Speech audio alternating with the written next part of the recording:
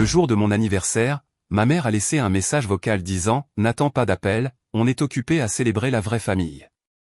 Alors, je me suis connecté au compte joint dont ils avaient oublié que j'avais encore l'accès, j'ai transféré jusqu'au dernier centime, j'ai vendu la voiture de rechange qui était à mon nom, et j'ai laissé un dernier cadeau, un avis d'expulsion avec ma signature en bas de la page.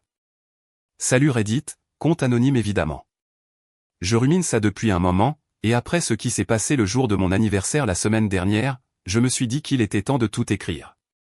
Peut-être que ce sera une thérapie, peut-être que ça me permettra de tourner la page, ou peut-être que je veux juste que les gens sachent que je n'ai pas pété les plombs sans raison. J'ai 26 ans, et j'ai grandi dans ce que les gens de l'extérieur appelleraient une famille normale, 2 parents, une sœur cadette, une belle maison en banlieue. Mais derrière les cartes de Noël et les tenues familiales assorties se cachait une hiérarchie claire et douloureuse. Ma sœur, Mélanie, 24 ans, était l'enfant chéri. Moi, j'étais celui qu'il supportait. Quand j'avais que des A, c'était « c'est normal, tu es censé le faire, tu es l'aîné ». Quand Mélanie a réussi un seul examen de maths, ballon, gâteau et sortie au restaurant. Quand je suis entré à l'université avec une bourse partielle, on t'aidera avec une partie des frais, mais ne t'attends pas à des cadeaux. Quand Mélanie a abandonné l'école d'infirmière pour « se trouver », papa a soudainement co-signé des prêts pour son entreprise de photographie, et maman postait chaque photo de fleurs floues comme si c'était la réincarnation d'Ansel Adams. Je ne suis pas aigri, ou du moins, je ne l'étais pas. Il y a 3 ans, j'ai déménagé et décroché un bon poste en informatique après l'université.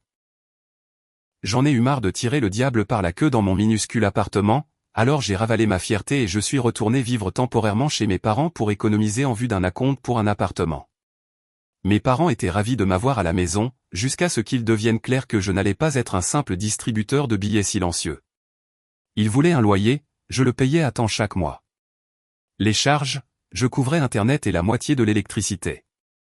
Les courses, j'achetais les miennes, et bizarrement, mes restes disparaissaient toujours le lendemain matin. Ils ne demandaient pas où allait mon argent, mais je sentais qu'ils surveillaient. Puis, un jour, j'ai remarqué quelque chose d'étrange. Une nouvelle voiture dans l'allée. Pas pour eux. Pour Mélanie. Elle avait besoin de quelque chose de fiable, a dit maman quand j'ai posé la question. D'ailleurs, tu as déjà une voiture. J'ai cligné des yeux. Ouais, parce que je l'ai achetée. J'ai payé cette voiture avec des années de VTC et de travail en freelance après mes heures de bureau. Pendant ce temps, Mélanie vivait maintenant sans payer de loyer dans la maison d'amis, postant des stories Instagram sur la « culture du hustle », tout en se réveillant à midi. Pourtant, je n'ai rien dit. J'ai continué mes affaires, économisé, travaillé, gardé la tête basse. Ce qui nous amène à la semaine dernière. Mon anniversaire. Pas un SMS, pas une carte, pas un coup à ma porte. Rien. Je me suis dit qu'ils étaient peut-être occupés, que ça viendrait plus tard. Mais vers 16 heures, mon téléphone a vibré. Message vocal de maman. N'attends pas d'appel aujourd'hui.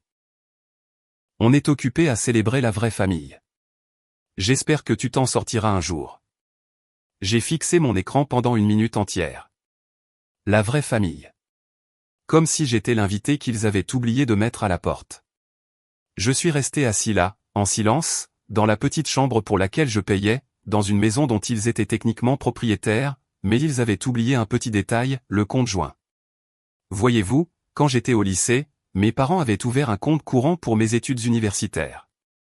Leurs 2 noms y figuraient, mais après ma première année, ils ont cessé de l'utiliser. Je ne l'ai jamais fermé. Eux non plus. C'était devenu une sorte de relique oubliée. Jusqu'à ce que je me connecte. Le solde, 8214,33 $. Apparemment, ils l'utilisaient pour faire transiter de l'argent entre leurs comptes. Manœuvre stupide. À ce moment-là, quelque chose a cédé en moi. Pas de manière bruyante et violente. Juste silencieuse et chirurgicale. J'ai élaboré un plan, et il a commencé par un virement. Je ne suis pas parti en claquant la porte. Je n'ai pas crié.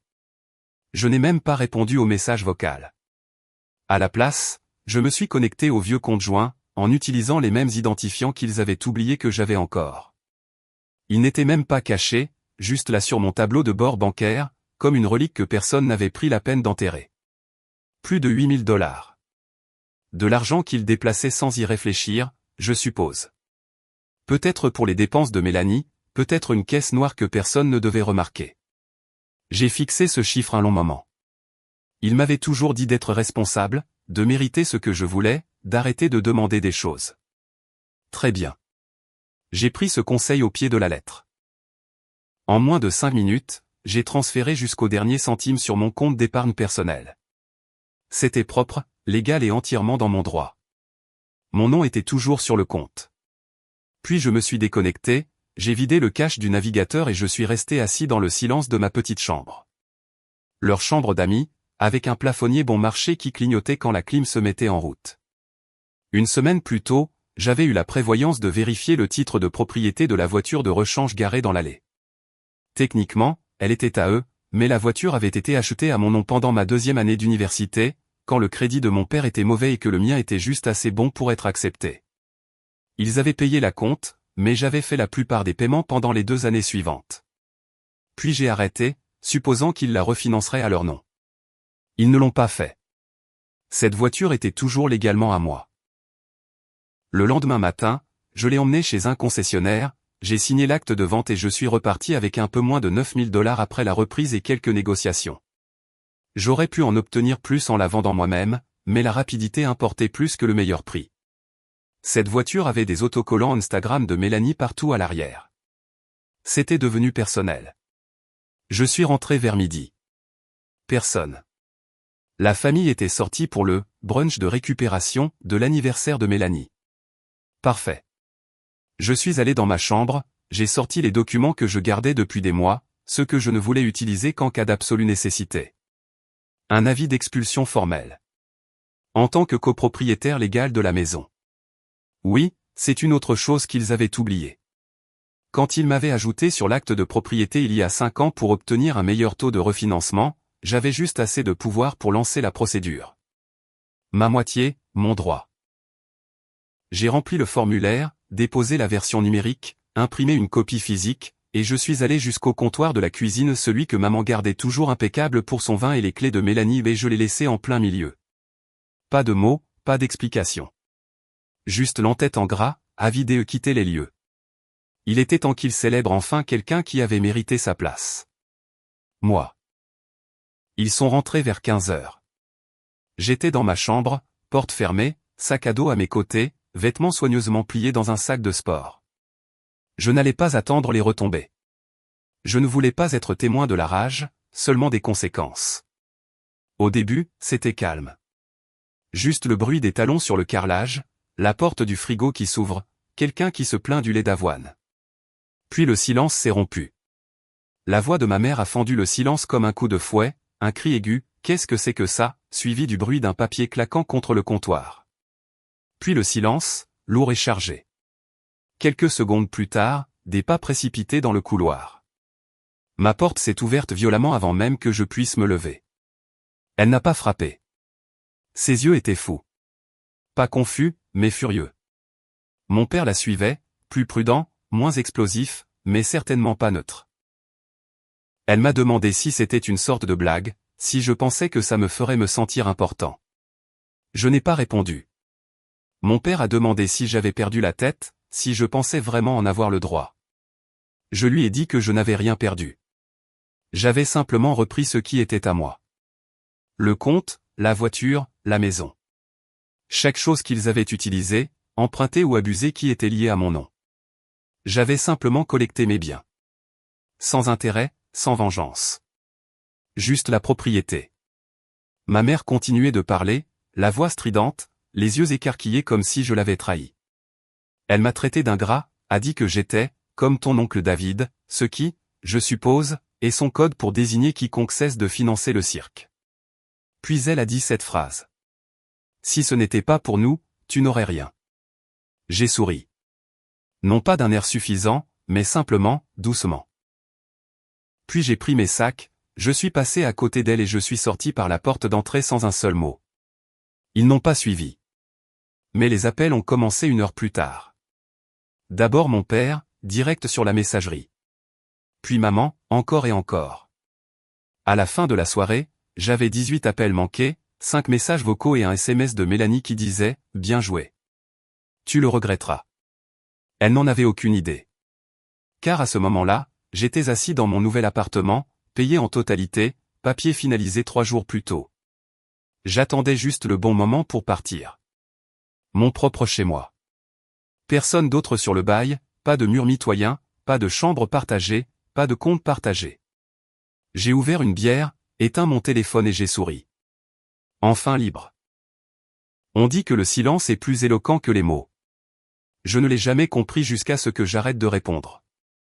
3 semaines ont passé. Pas un seul SMS de ma part en retour, pas un appel. J'ai laissé chaque message vocal non écouté, chaque conversation de groupe archivée.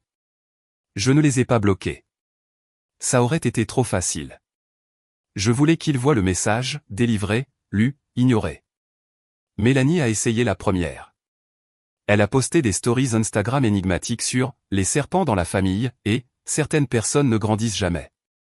L'une d'elles montrait une photo floue d'un avis d'expulsion froissé par terre. Je regardais, calme et détaché, en sirotant un café dans une vraie tasse, dans un endroit où mon nom était le seul sur l'acte de propriété. Puis les lettres sont arrivées. Une enveloppe avec l'écriture de mon père est arrivée à ma nouvelle adresse. Ils ont dû trouver l'adresse via une vieille connexion à un service public ou un contact commun. Ce n'était pas des excuses. Pas vraiment. C'était une demande. Ils voulaient du temps pour discuter, disaient qu'ils étaient prêts à être civilisés, si je l'étais. Ils affirmaient que l'expulsion était inutile, que Mélanie était juste stressée, et demandaient si nous pouvions tous nous asseoir, en famille, à nouveau. Mais voilà le truc. Je n'ai jamais cessé de vouloir une famille. J'ai juste cessé de les vouloir, eux. Ils ne voulaient pas discuter quand je faisais la vaisselle le jour de mon anniversaire, ou quand ils versaient du champagne pour la dernière réussite de Mélanie. L'équité ne les intéressait pas quand je faisais des doubles journées pour payer les factures de la maison pendant qu'ils achetaient un nouveau salon de jardin. Ils n'ont jamais pensé à la vraie famille quand ils ont clairement fait savoir que j'étais juste le supplément, le corps qui payait, se taisait et ne devait pas s'attendre à être célébré. On dit que le silence est plus éloquent que les mots. Je ne l'ai jamais compris jusqu'à ce que j'arrête de répondre. 3 semaines ont passé. Pas un seul SMS de ma part en retour, pas un appel. J'ai laissé chaque message vocal non écouté, chaque conversation de groupe archivée. Je ne les ai pas bloqués. Ça aurait été trop facile.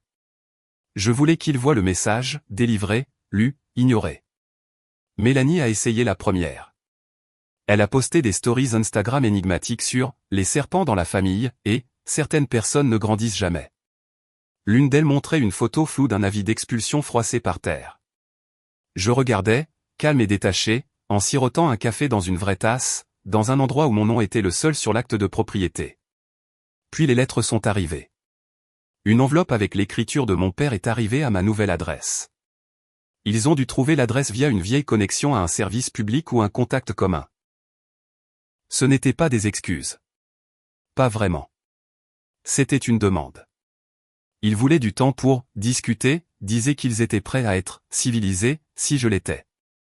Ils affirmaient que l'expulsion était inutile, que Mélanie était juste stressée, et demandaient si nous pouvions tous nous asseoir, en famille, à nouveau. Mais voilà le truc. Je n'ai jamais cessé de vouloir une famille. J'ai juste cessé de les vouloir, eux. Ils ne voulaient pas discuter quand je faisais la vaisselle le jour de mon anniversaire, ou quand ils versaient du champagne pour la dernière réussite de Mélanie. L'équité ne les intéressait pas quand je faisais des doubles journées pour payer les factures de la maison pendant qu'ils achetaient un nouveau salon de jardin. Ils n'ont jamais pensé à la vraie famille quand ils ont clairement fait savoir que j'étais juste le supplément, le corps qui payait, se taisait et ne devait pas s'attendre à être célébré.